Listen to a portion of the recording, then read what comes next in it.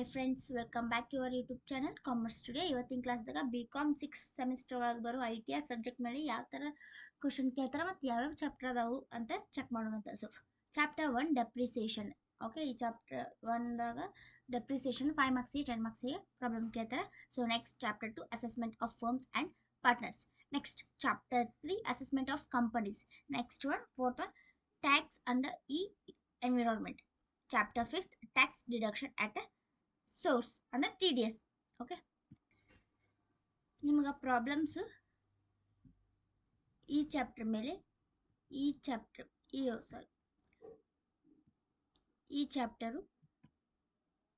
ಮತ್ತು ಈ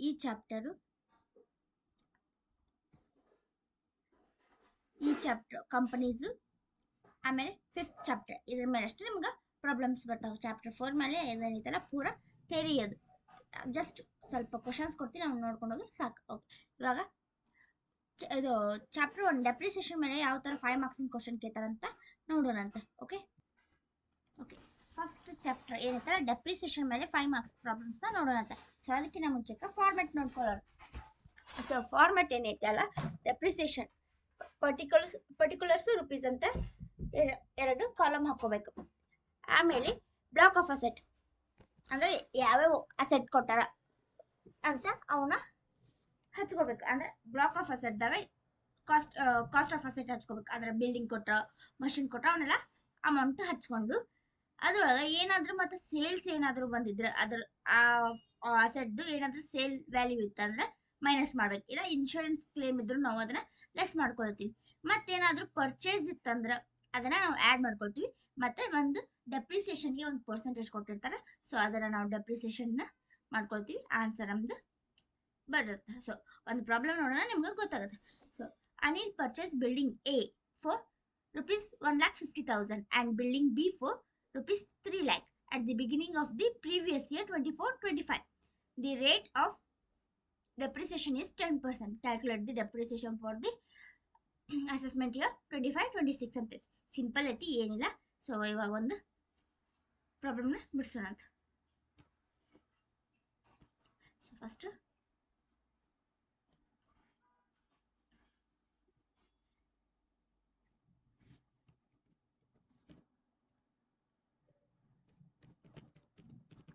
calculation of depreciation or written down value ಅಂತ ಹಚ್ಕೊಂಡು ಟೇಬಲ್ ಹಾಕೋತೀರಿ.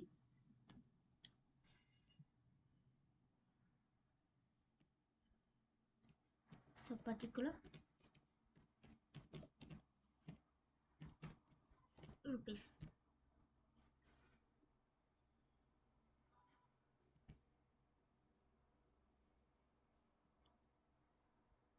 ಫಸ್ಟ್ ಏನು ಫಾರ್ಮ್ಯಾಟ್ ಪ್ರಕಾರ ನೋಡೋಣ ಅಂತ.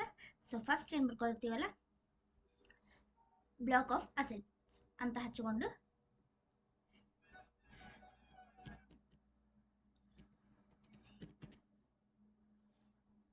ಬ್ಲಾಕ್ ಆಫ್ ಅಸೆಟ್ಸ್ ಇದ್ರಾಗ ಕಾಸ್ಟ್ ಆಫ್ ಯಾವ್ದು ಕೊಟ್ಟಾರ asset. So building, cost of building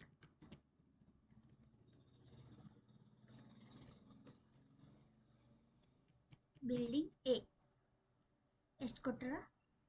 1,50,000. Okay, next ಇನ್ನೊಂದೇನು ಮಾಡ್ಯಾರ, and building B for 3 lakh. ಅದೇನೈತಲ್ಲ cost of building B 3 lakhs. Okay, ಆಮೇಲೆ ಇದ್ರೊಳಗೆ ಫಾರ್ಮೆಟ್ದಾಗ ಸೇಲ್ಸ್ ಏನಾದರೂ ಕೊಟ್ಟಾರ ಚೆಕ್ ಮಾಡಿ, ಕ್ವಶನ್ ಸೇಲ್ಸ್ ಕೊಟ್ಟಾರ ಚೆಕ್ ಮಾಡ್ಬೇಕು. ಇಲ್ಲ. ನೆಕ್ಸ್ಟ್ ಏನಾದರೂ ಪರ್ಚೇಸ್ ಅಂತ ಕೊಟ್ಟಾರ, ಸೊ ಅದು ಇಲ್ಲ. ನೆಕ್ಸ್ಟ್ ಏನೈತಿ, ಡೆಪ್ರಿಸಿಯೇಷನ್ ಕೊಟ್ಟಾರ. ಎಷ್ಟು? 10%. ಅದಕ್ಕಿಂತ ಮುಂಚೆ ಇದನ್ನು ನಾವು ಆ್ಯಡ್ ಮಾಡ್ಕೊಳ್ಳೋಣ. ಆಮೇಲೆ ಅದಕ್ಕೆ 10% ಮಾಡಿದ್ರೆ ಮುಗೀತು. So 1,50,000 plus 3 lakh ಏನಾಗುತ್ತಲ್ಲ 4,50,000. ಇವಾಗ ನೆಕ್ಸ್ಟ್ ಪ್ಲಸ್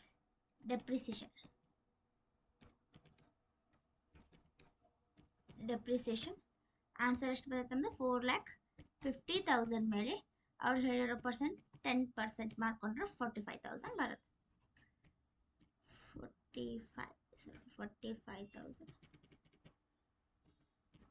45,000 ಬರುತ್ತೆ.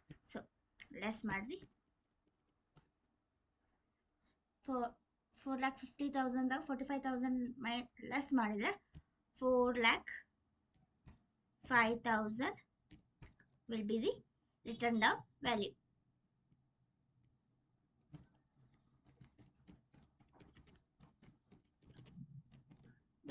or depreciation.